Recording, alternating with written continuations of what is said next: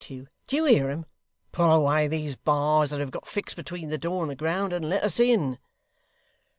'Brother,' said the hangman in a low voice, as he stooped under pretence of doing what Hugh desired, but only looked up in his face, 'can't you leave these here four men to me, if I've the whim?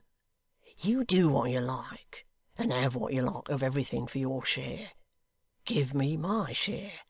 I want these four men left alone, I tell you.' 'Pull the bars down, or stand out of the way,' was Hugh's reply. 'You can turn the crowd, if you like. You know that well enough, brother,' said the hangman slowly. 'What, you will come in, will you?' 'Yes.' 'You won't let these men alone, and leave 'em to me? You've no respect for nothing, haven't you?' said the hangman, retreating to the door by which he had entered, and regarding his companion with a scowl.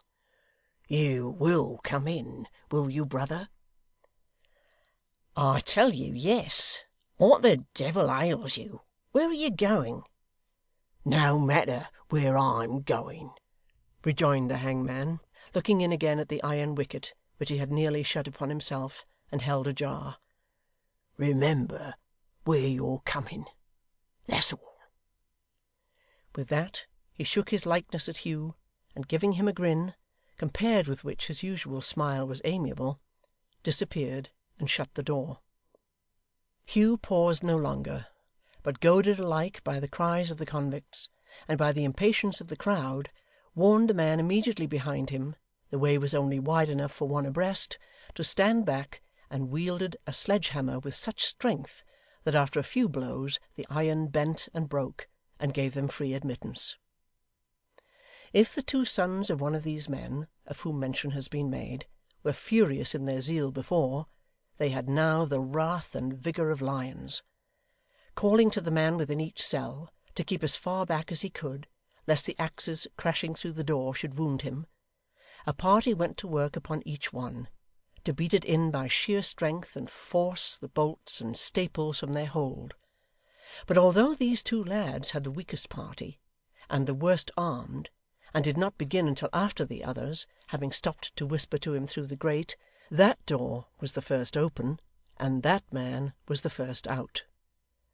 As they dragged him into the gallery to knock off his irons, he fell down among them, a mere heap of chains, and was carried out in that state on men's shoulders, with no sign of life. The release of these four wretched creatures, and conveying them, astounded and bewildered, into the streets so full of life, a spectacle they had never thought to see again, until they emerged from solitude and silence upon that last journey, when the air should be heavy with the pent-up breath of thousands, and the streets and houses should be built and roofed with human faces, not with bricks and tiles and stones, was the crowning horror of the scene. Their pale and haggard looks and hollow eyes, their staggering feet, and hands stretched out as if to save themselves from falling, their wandering and uncertain air, the way they heaved and gasped for breath, as though in water, when they were first plunged into the crowd, all marked them for the men. No need to say, this one was doomed to die, for there were the words broadly stamped and branded on his face. The crowd fell off, as if they had been laid out for burial, and had risen in their shrouds, and many were seen to shudder, as though they had been actually dead men, when they chanced to touch or brush against their garments. At the bidding of the mob, the houses were all illuminated that night, lighted up from top to bottom as at a time of public gaiety and joy. Many years afterwards, old people who lived in their youth near this part of the city, remembered being in a great glare of light, within doors and without, and as they looked, timid and frightened children, from the windows, seeing a face go by.